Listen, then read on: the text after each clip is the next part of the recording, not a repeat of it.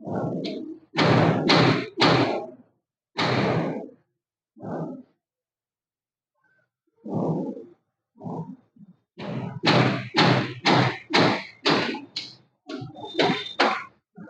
सभी लोगों को जय हिंद। आज हम पढ़ा रहे हैं भाग 9 तक तो खत्म कर चुके ना। आज देखें हम भाग कौन सा।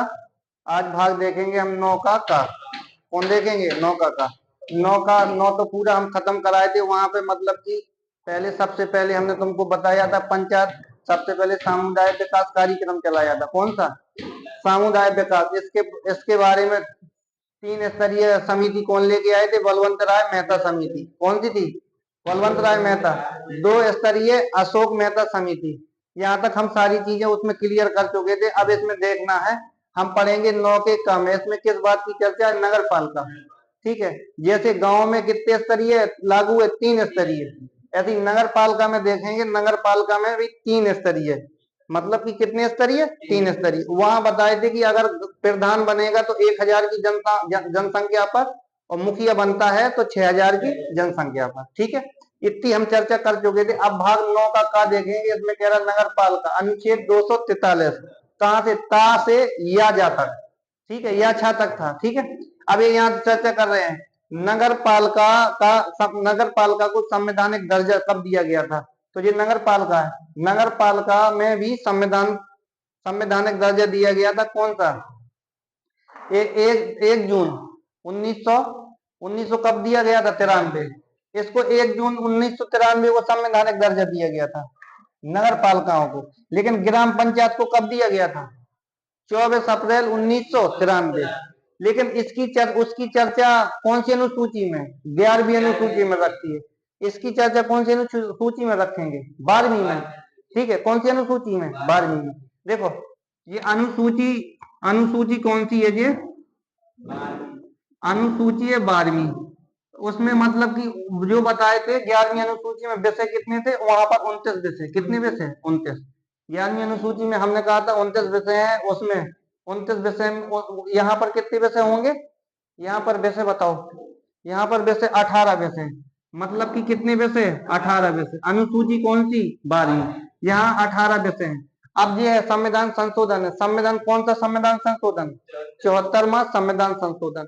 वो मतलब कि ग्राम पंचायत का गठन कौन सी संविधान संशोधन द्वारा, मतलब कि संवैधानिक दर्जा दिया गया था? 73वां।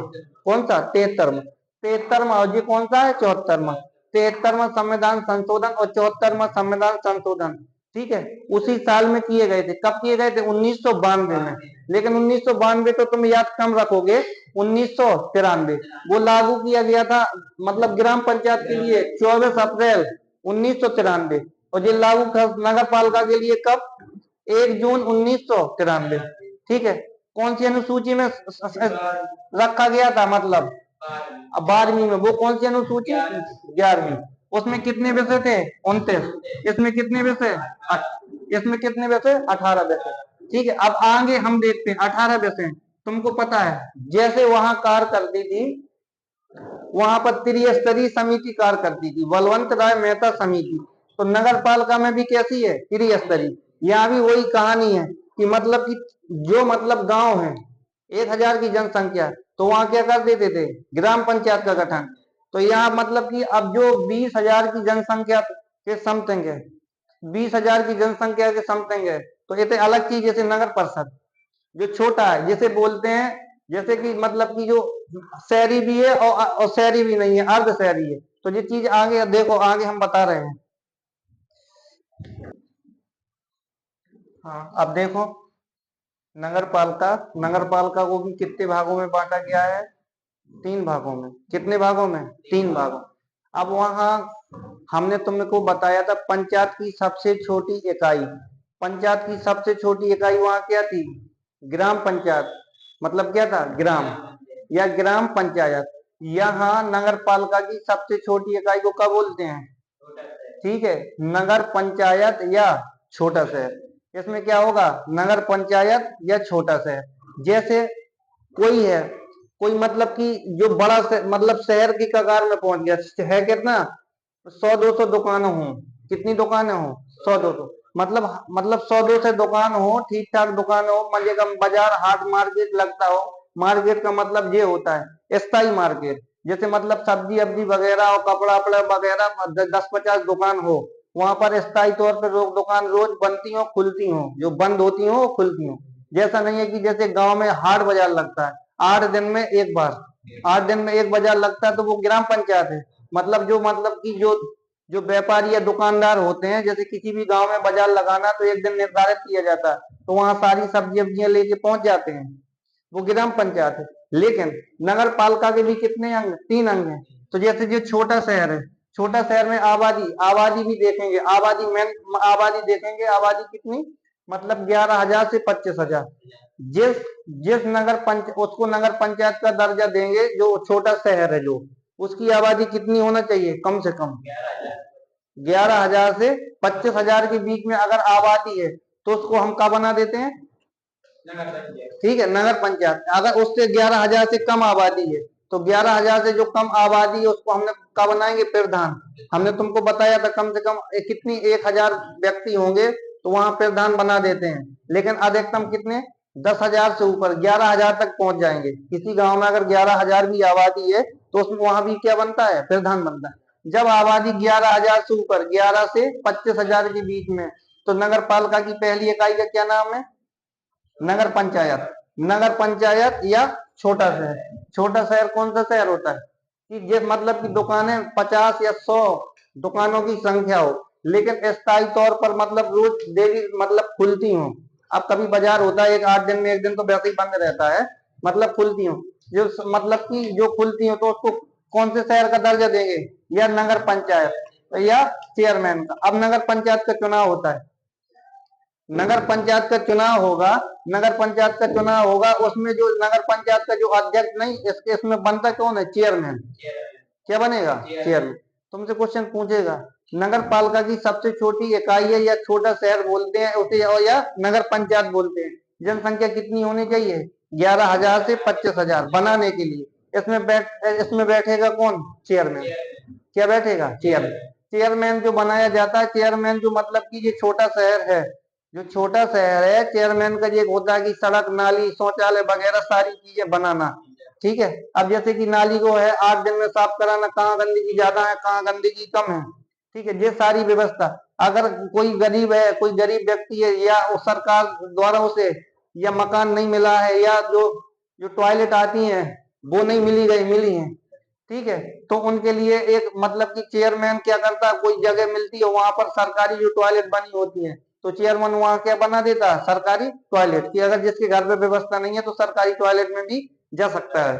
ठीक है, तो चेयरमैन का क्या कार्य होता है, यही स्थानीय मेला एला लगाना, ठीक है, स्थानीय मेला लगाना, वहां पर जो टैक्स वैक्स है, तो ये सारी चीजें कौन वसूलता है, हाँ, चेयरमैन या चेयरमैन के सदस्य।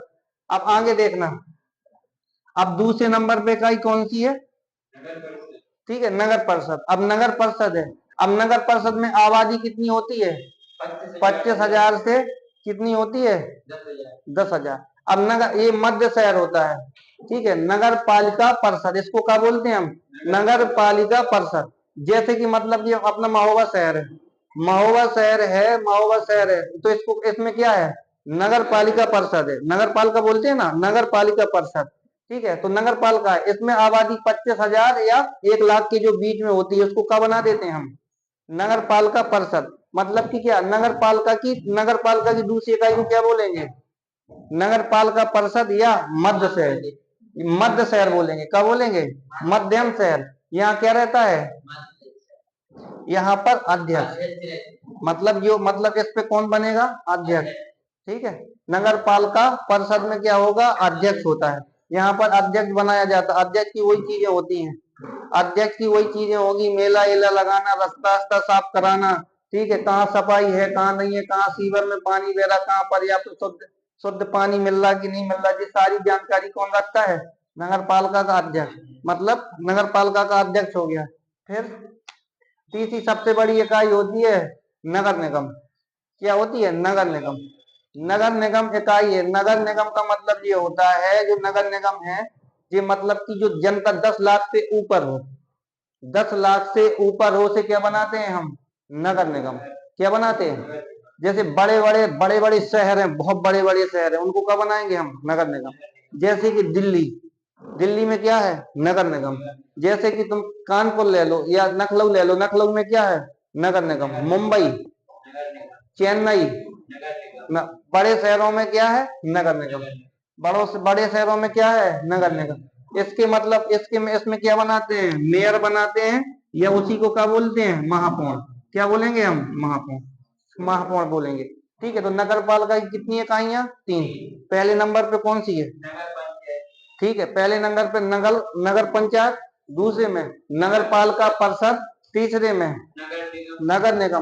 पहले में मतलब कि जो छोटा शहर हो, छोटा का हो, छोटा शहर, छोटे शहर में नगर नगर पालिका परिषद, ठीक है, नगर पंचायत। क्या करेंगे हम? नगर पंचायत। इसमें चेयरमैन बना के संतुष्ट कर दिया जाता है। चेयरमैन इसकी पूरी जिम्मेदारी, मतलब कौन सा? हाँ, नगर पंचायत की पूरी जिम्मेदारी कौन उठाता है? चेयरमैन उठाता है।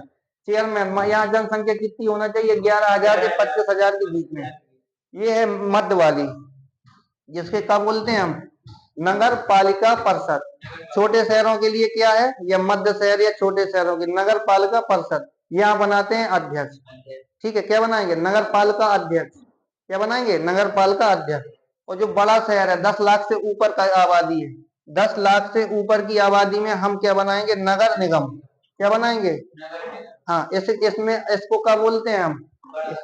इसका जो मतलब कि नगर निगम का प्रधान होता है, उसको क्या बोलते हैं? मेयर या महापौर। क्या बोलते हैं? हाँ, मेयर या महापौर। ठीक है, अब जैसे तुमसे पूछेगा नगर निगम की शुरुआत सबसे पहले कहाँ से हुई थी? ठीक है, तो कहाँ नगर निगम की शुरुआत सबसे पहले कहाँ से हुई थी? मद्रास से। कहाँ पर? चेन्नई है, चेन्नई के मद्रास से शुरू हुई थी। कहाँ से हुई थी? चेन्नई के मद्रास से शुरू हुई थी। ठीक है, लॉर्ड कॉर्नवालिस के समय पे। आगे अभी देखो, देखो अब ये और समझ लेना है। ये एक लाइन है, कह रहा स्थानीय स्वशासन। स्थानीय स्वशासन, स्वशासन का मतलब क्या होता है? सत्ता का विकेंद्रीकरण। तुमसे क्वेश्चन पूछता है, ठीक है, क्वेश्चन तुमसे पूछेगा सत्ता का विकेंद्रीकरण क्या होता है? सत्ता का विकेंद्रीकरण का मतलब ये होता है कि सत्ता का क्या करना? विस्तार करना। जैसे पहले पहले लोकसभा, लोकसभा में हमने तुमको बताया था, लोकसभा में तो 3 अंग थे ना। लोकसभा में 3 अंग, 3 अंगों में से वहां वहां कौन था? लोकसभा में, सॉरी, संसद, संसद के कितने अंग थे? 3 अंग थे, लोकसभा, राज्यसभा, राष्ट्रपति। तो वहां जो बड़ा बड़ा जो नेता उठ के जाता था, बहुत बड़ा बड़ा नेता है, तो बढ़िया मौज करता है वहां नेता। ठीक है, जो नेता बढ़िया मौज करता है।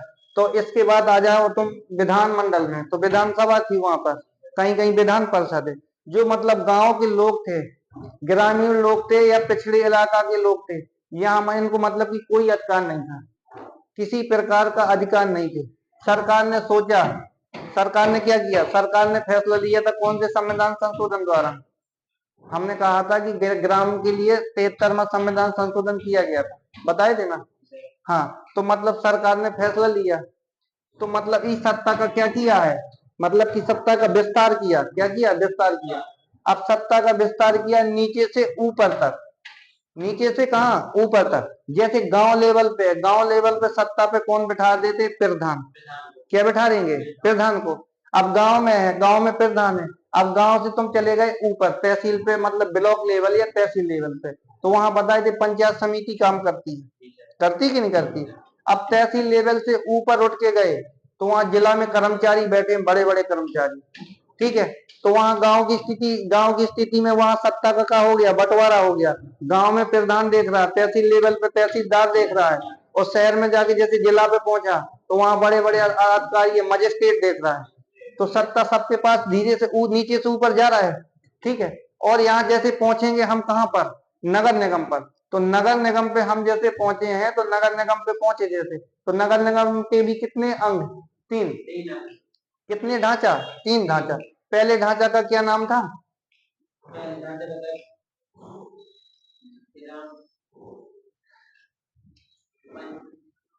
ठीक है, तो नगर पंचायत। क्या नाम था? पहले ढांचा का क्या नाम था? नगर पंचायत। तो नगर पंचायत में हमने तुमको बताया था चेयरमैन, यहाँ नगर पालिका परिषद, यहाँ अध्यक्ष होता है, और यहाँ हमने तुमको बताए थे मेयर या महापौर। ठीक है, वो नगर निगम है। तो धीरे धीरे सब शक्ति का क्या कर दिया गया, विकेंद्रीकरण। तुमसे क्वेश्चन पूछेगा, ठीक है, तुमसे पूछेगा कि शक्ति के विकेंद्रीकरण का मतलब क्या होता है, तो सत्ता का क्या करना, विस्तार करना। क्या करना, सत्ता का विस्तार करना। तो अब यहाँ समझना, स्थानीय स्वशासन के जनक कौन थे, तो लॉर्ड रिपन। स्थानीय स्वशासन की शुरुआत कहाँ से हुई थी, मद्रास से।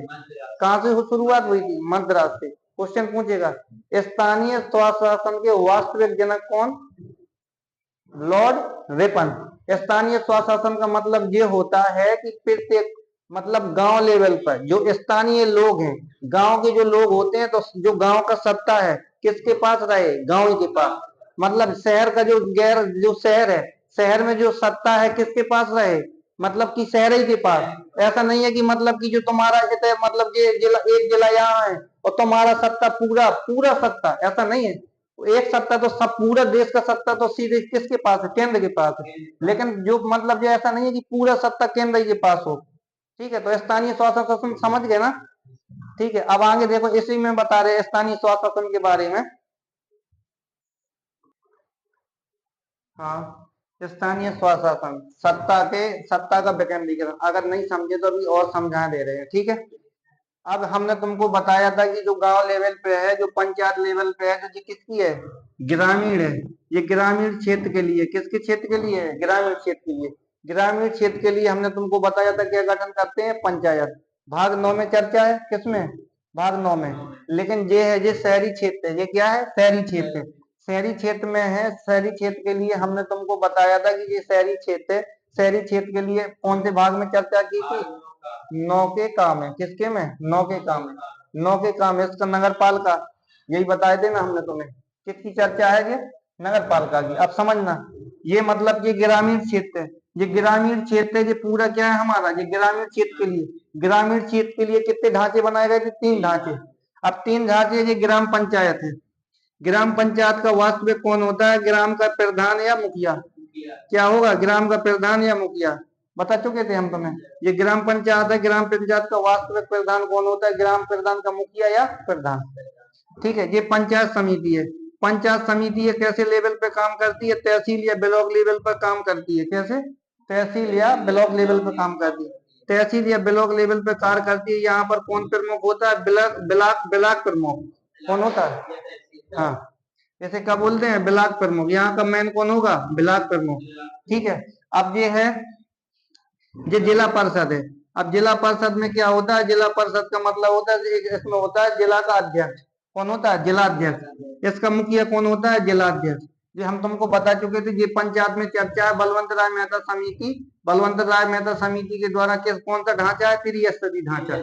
यहाँ हम पूरी तुमको जानकारी दे चुके थे। अब शहरी क्षेत्र है, ये शहरी क्षेत्र है। शहरी क्षेत्र को हम क्या बोलते हैं, यही नगर पालिका बोल देते हैं। क्या बोल देते हैं, नगर पालिका। नगर पालिका बोलते हैं ना। अब नगर पालिका में शहरी क्षेत्र में सबसे, शहरी क्षेत्र की सबसे छोटी इकाई को क्या बोलते हैं, नगर पंचायत। नगर पंचायत में कितनी जनता होना चाहिए, जो नगर पंचायत क्षेत्र का गठन करेंगे, कितनी जनता होना चाहिए, 11,000 से, ठीक है, 11,000 से 25,000 के बीच में होना चाहिए, क्या जनसंख्या होना चाहिए। उसको हम क्या बना देते हैं, नगर पंचायत बनाते हैं।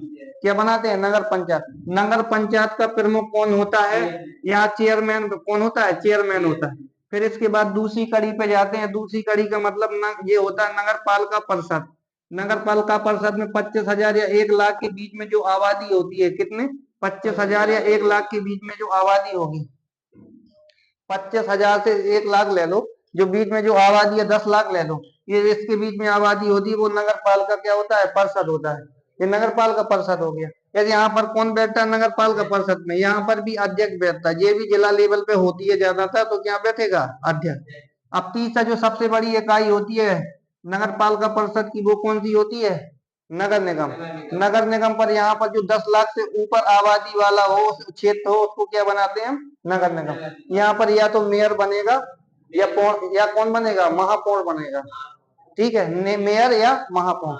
बाकी सबका ये क्या हो गया, ये सत्ता का विकेंद्रीकरण किया गया। ग्रामीण के लिए तीन तीन सत्ता का विकेंद्रीकरण, मतलब कितनी जगह, 3 जगह। ग्राम पंचायत के लिए यहाँ प्रधान होगा, और ग्रामीण ये है, मतलब कि ब्लॉक लेवल में ब्लॉक प्रमुख होगा। जिला परिषद के लिए जिला का अध्यक्ष होगा। जैसे मतलब ये शहरी क्षेत्र के लिए, शहरी क्षेत्र में पहले नगर पंचायत होगा, शहरी क्षेत्र की जानकारी दे चुके थे। यहाँ पर कौन बैठता है? चेयरमैन बैठता है। ये नगर पालिका परिषद होगी, वो नगर पालिका परिषद, यहाँ अध्यक्ष बैठेगा, यहाँ महापौर बैठेगा। तो ये सत्ता का क्या है? विभाजन किया गया है कि सबके पास थोड़ी थोड़ी सत्ता रहे। इकट्ठी किसी के पास सत्ता दे देते हैं ना, तो आदमी ज्यादा भाव खाने लग जाता है। जैसे गांव में किसी के पास बहुत बड़ा पैसा ही है, तो वो अपने आप को समझने लगता है कि मैं भगवान से बड़ा हूं या भगवान का दूत हूं। इसीलिए सबके पास बराबर बराबर सब समान सत्ता होती है, तो आदमी दुरुपयोग कम करता है। क्या करता है? दुरुपयोग कम करता है। तो स्थानीय शासन समझ में आए? ये क्या होता है? सत्ता का विकेंद्रीकरण। क्या होता है? सत्ता का विकेंद्रीकरण। ये और भाग 9 का खा और देख लो। ठीक है, ये 9 का खा भाग है, इसमें कुछ ज्यादा कुछ है नहीं है, देखना अभी समझा दे रहे हैं हम। 9 के खा में अनुच्छेद या, से या, ना तक। ठीक है, यज यज से यन तक। कहां तक? मतलब कौन से? वही अनुच्छेद है, देखना कौन सा है? 243। चलता कौन है अनुच्छेद? 243। अनुच्छेद 243 यज से कहा? यन तक। ठीक है, मतलब भाग 9 का खा। तुमसे क्वेश्चन पूछेगा भाग 9 के खा में किस बात की चर्चा है? तो सहकारिता समिति। सहकारिता समिति या संस्था या कंपनी। सहकारिता समिति, संस्था या कंपनी। जैसे जैसे कि मतलब कि गांव लेवल पे है, गांव लेवल पे सरकार को कोई कार्य कराना है, गांव लेवल पे सरकार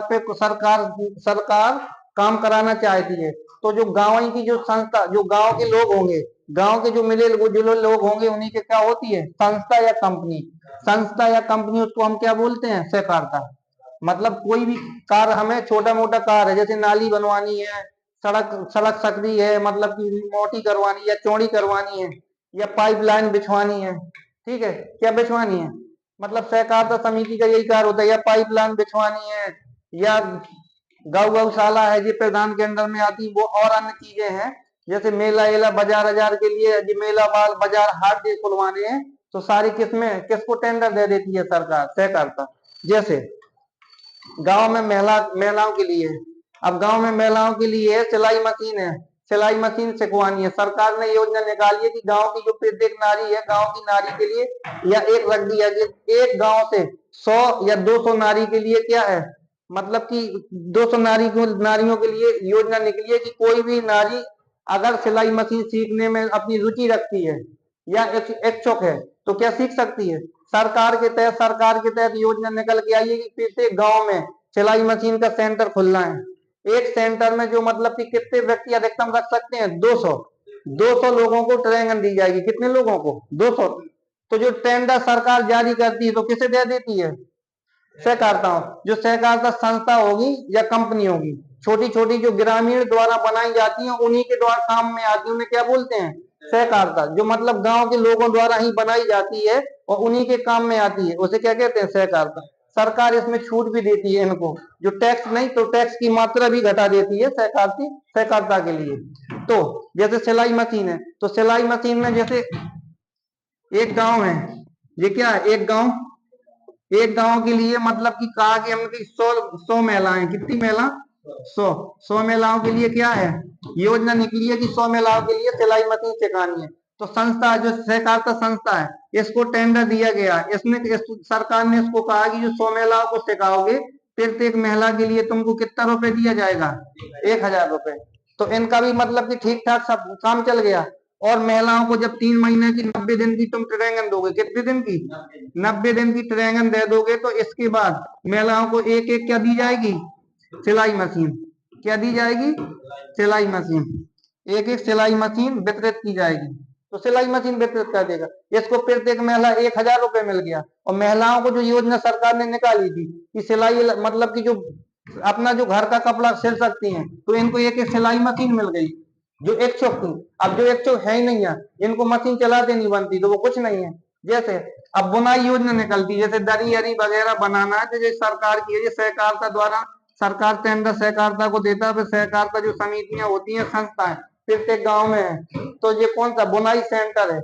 बुनाई सेंटर है, दरी अरी वगैरह बनाना है, तो सरकार मतलब प्रत्येक गांव की महिलाओं के लिए क्या करती हैं? मतलब रुचि, जो महिलाएं रुचि रखती हैं, जो महिला रुचि रखती है कार्य करने की इच्छुक है, तो प्रत्येक महिलाओं के लिए क्या है? मतलब कि लुभावने क्या देता है, लुभावने मतलब कि ऑफर देता है कि आओ किसी तरह से कुछ तो सीख लो, ठीक है, किसके द्वारा, कंपनियों की सहायता, सहकारिता कंपनी की सहायता द्वारा। तो बस यही याद रखना है कि जो हल्का फुल्का कार्य होता है जो सरकार आगे खुद नहीं कर सकती है, तो कौन सी कंपनियां कर देती हैं, सहकारिता कंपनियां, या इन्हीं को संस्था बोलते हैं, कंपनी। ये गांव के स्थानीय लोगों द्वारा बनाई जाती है, उसी के काम आती है। ठीक है, भाग नौ, नौ का क्लियर हो गया है, कोई दिक्कत है?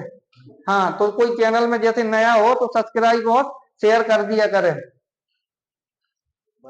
हाँ।